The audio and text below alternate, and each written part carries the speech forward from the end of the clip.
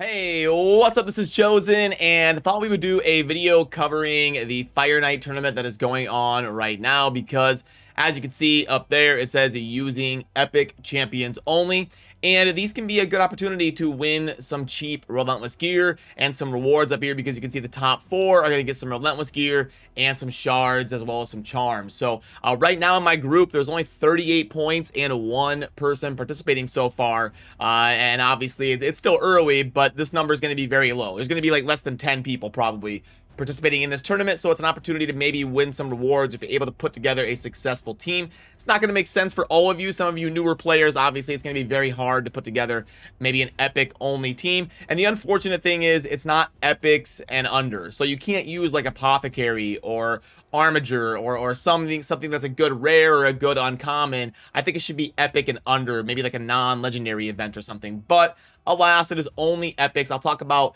the team that I am using and maybe some of the really good epics to have a look out for when you're putting together a team. So you're going to see mine in action and my thought process in monitoring the situation to see if I can win some cheap Relentless gear and some rewards alongside it. So let's get into it.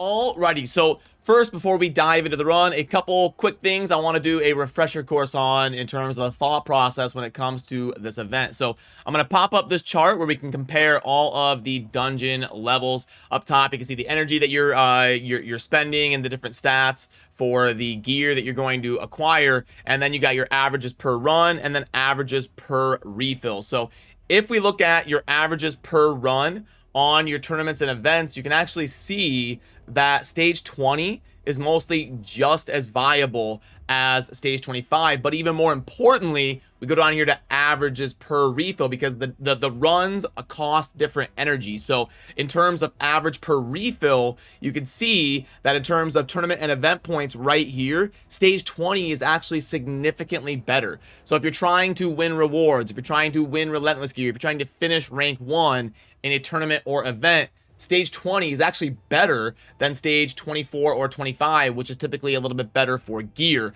But you can still get good gear and you're getting significantly better tournament and event points by doing stage 20, and it's easier and more realistic to get to that point.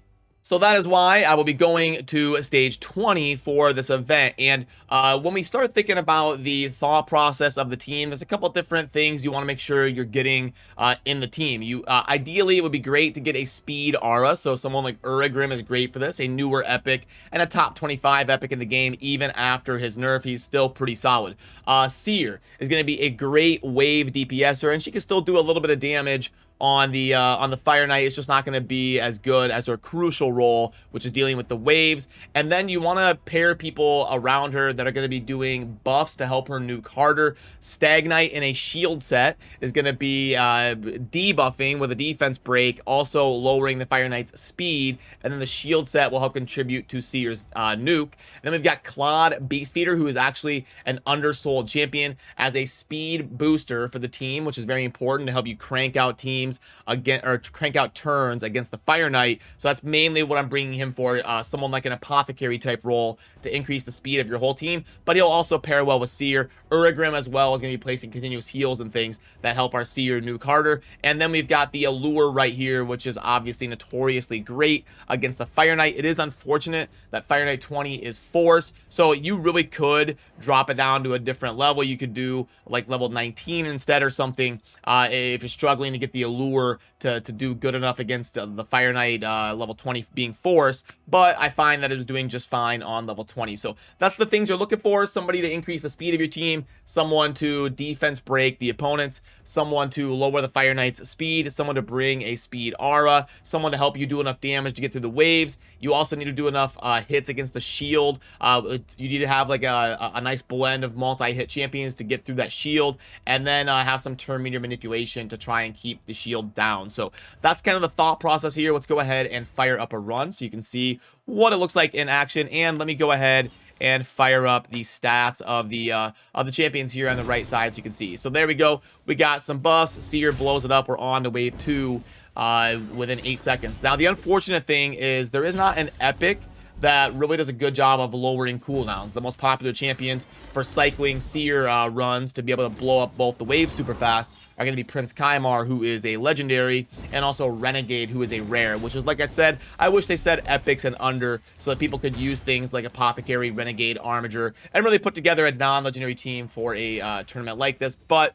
unfortunately, we're going to have to cycle through, get some buffs, and then let our seer nuke right there. So it takes about 40 seconds to get through the waves without having a reset. So now we go into the Fire Knight fight, and we've got just enough multi-hitters to kind of go through and chop down that shield. And then our Allure is hopefully going to be able to deal with the affinity and keep the turn meter lowered enough. It should take us just over 2 minutes or so to finish the run. And yeah, as long as I'm in a group that isn't going crazy, I should be able to pretty realistically win some gear and take down the event. But then after this, I'll talk about maybe some replacements. I'll talk about maybe some of the other really good epics in the game that you can think about utilizing in your team to go ahead and get after the Fire Knight here in the tournament. You can see here that based on the stats you see down there, down on the bottom right, we're able to, once we break the shield, we're able to keep the turn meter pretty well down. Now, worth noting, it is going to be harder if you try to do 24 and 25. They're a little bit more resistant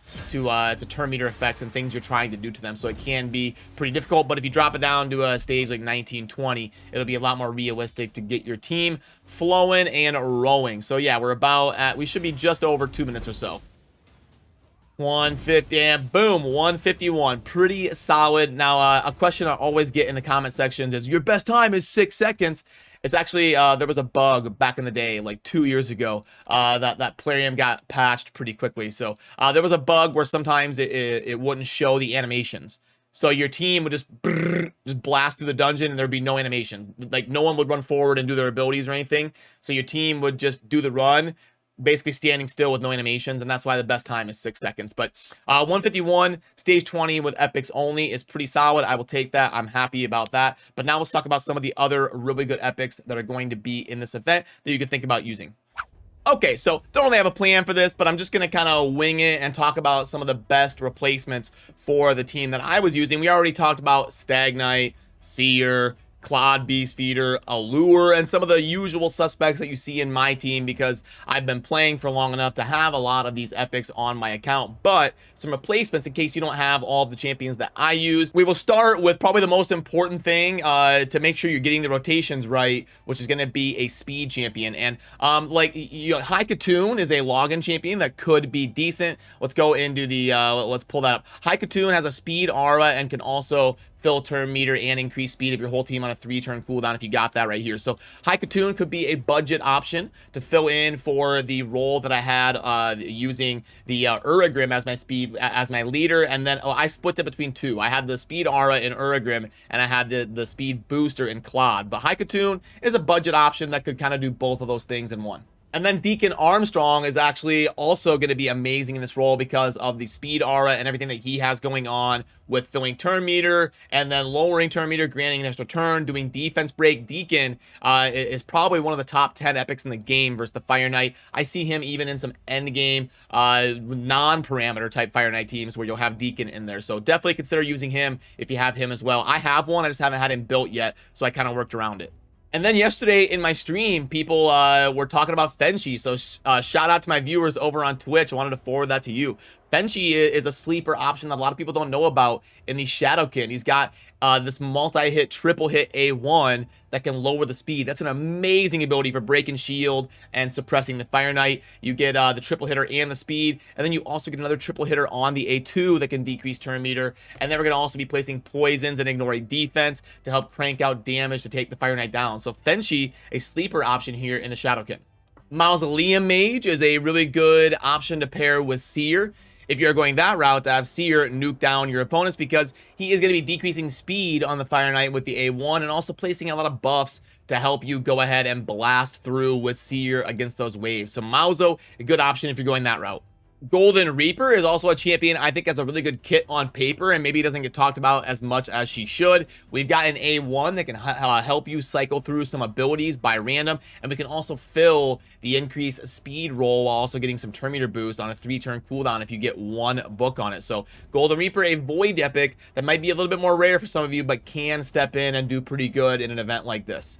And also worth noting that you can go the ally attack route if you happen to have somebody like a Farrakhan on your account with an ability here where you're going to be joining up with allies to attack an enemy, because you're going to spam A1s like Allure's awesome A1 every time that Farrakhan does the ally attack ability here, as long as it procs the effect here on the 4-turn cooldown, and you can cycle through it fast enough. So that is an option as well in the Fire Knight for blasting down the shield and taking advantage of some of those great A1s like Allure's.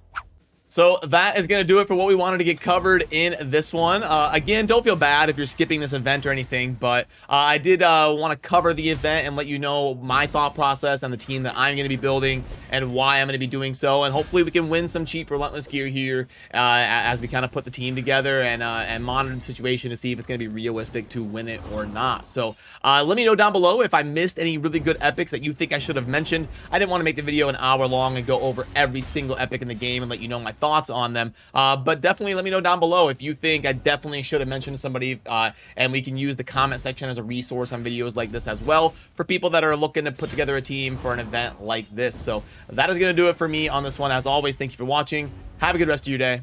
Peace.